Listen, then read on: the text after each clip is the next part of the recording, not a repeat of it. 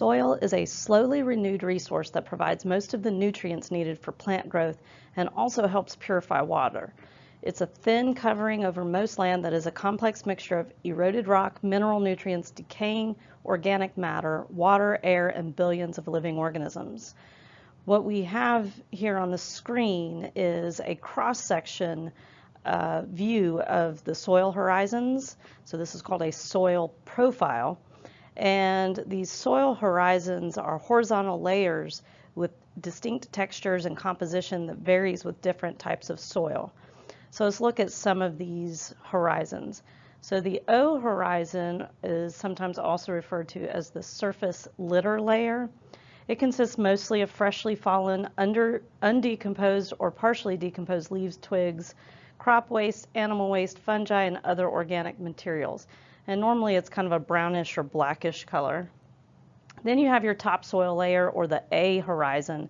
This is a mixture of partially decomposed bodies of dead plants and animals, which is also called humus, and inorganic materials such as clay, silt, and sand. So a fertile soil will have a very thick topsoil layer with lots of humus because that's going to provide a lot of nutrients for plants, and it helps hold a lot of water for the plants. So then we have the E horizon, which we don't really talk about that much as a distinct layer. It's sometimes included as a part of the A horizon. So the B horizon is also called the subsoil, and it's just going to be kind of a partial mix of what you find in the topsoil and what you find in the parent material, or the C horizon.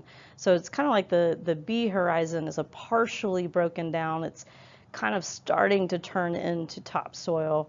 It's in between the parent material and the topsoil. So then the C horizon is that parent material, typically bedrock, that gets broken down or weathered to become soil. So how does it become soil? It's primarily through several different types of weathering. So weathering is where the bedrock is broken down into rock fragments and particles by physical, chemical, and biological processes. So the physical weathering would be done by wind, rain, thermal expansion and contraction of earth, water freezing. These things will all physically break the rock apart. Chemical weathering could be done by the water itself or by acids and various gases and further break down the rock. And then biological weathering happens through the actions of tree roots and lichens and microorganisms that break down the rock and or break down the rock and add nutrients to the soil, helping to create that fertile soil. So there are two properties of soil that we talk about in terms of the components of the soil. So soil can be made up of sand, silt, or clay in various amounts. And the amount of each type of particle affects the soil's porosity and permeability. So the porosity refers to the amount of space or pores between the particles, and then the permeability is how easily water can flow through it or pass through it. So soils that have more pore spaces or a higher porosity tend to have a higher permeability as well. So if we look here, sand particles are quite large relative to silt and clay. Silt is a little bit smaller than sand, and clay is going to be the smallest. So soil that is made up primarily of sand is going to have a high porosity and therefore a high permeability, so the water will flow through easily. Whereas soils that are high in clay have very low porosity, very small air spaces between the particles, and therefore low permeability. So clay, soils that contain a lot of clay tend to hold a lot of water, or actually can also block water from going through. So when we're talking about the water moving through the soil, that's called infiltration. And then as the water infiltrates or goes through the soil, leaching can happen, and that is when various minerals and organic matter in the upper layers of the soil dissolve into the water and get carried to the lower layers. That can become an issue, as we'll see next semester, with waste management, when the leaching can cause toxic chemicals to go through the soil and cause problems. We'll also talk about it a little bit with our mining lecture later on. This is called a soil texture triangle, and we're actually going to do a lab later on in this unit where we're going to determine the percentages of the different particle types within a soil sample, and we'll use this soil texture triangle to determine what type of soil we have. So this triangle shows percent clay on one side, percent silt on the another side, and percent sand on the third side. So when we get to that lab on soil, I'll show you how to read this soil texture triangle, but again, it's basically looking at the relative percentages of each of those three particle types, and that can then tell you what type of soil you have. So you can look at this chart here, and you may even want to pause the video and kind of take a good look at everything that's contained on this table. But basically it's looking at and comparing those different soil components, particularly pay attention to clay, silt, and sand, in terms of their ability to allow water to flow through, which is that infiltration capacity, its ability to hold water, its ability to hold nutrients, aeration, workability, all of these things. And so you can see those different characteristics of the different soil components.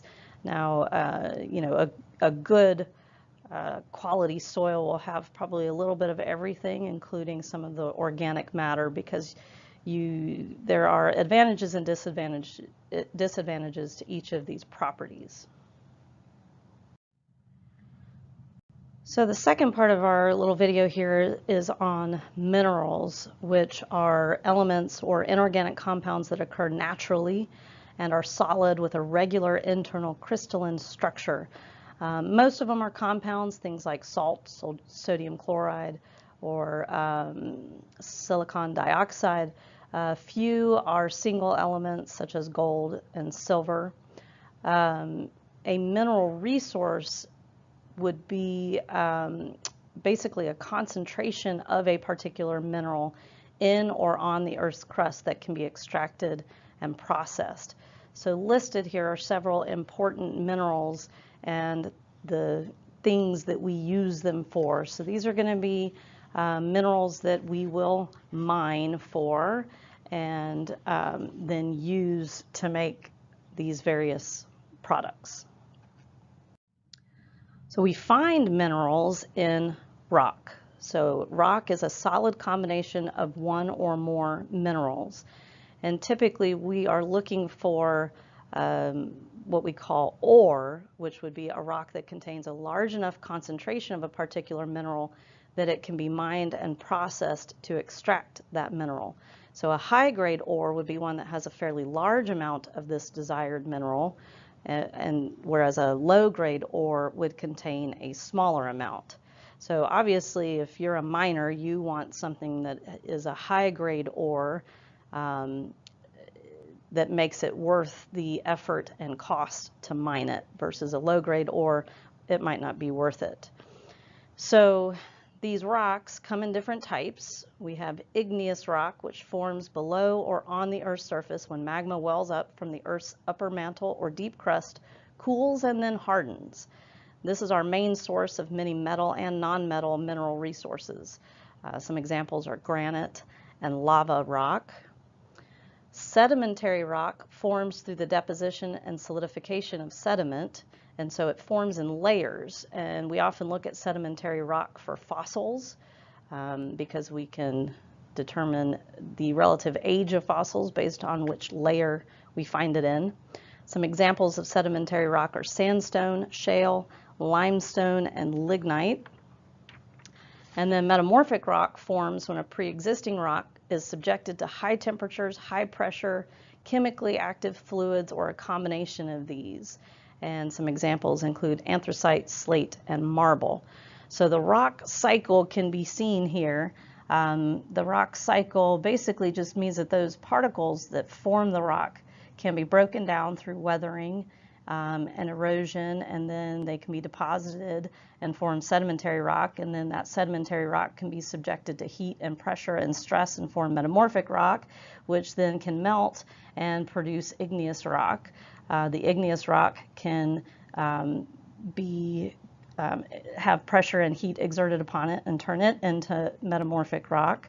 The metamorphic rock can be subjected to weathering and enter the rock cycle through that process.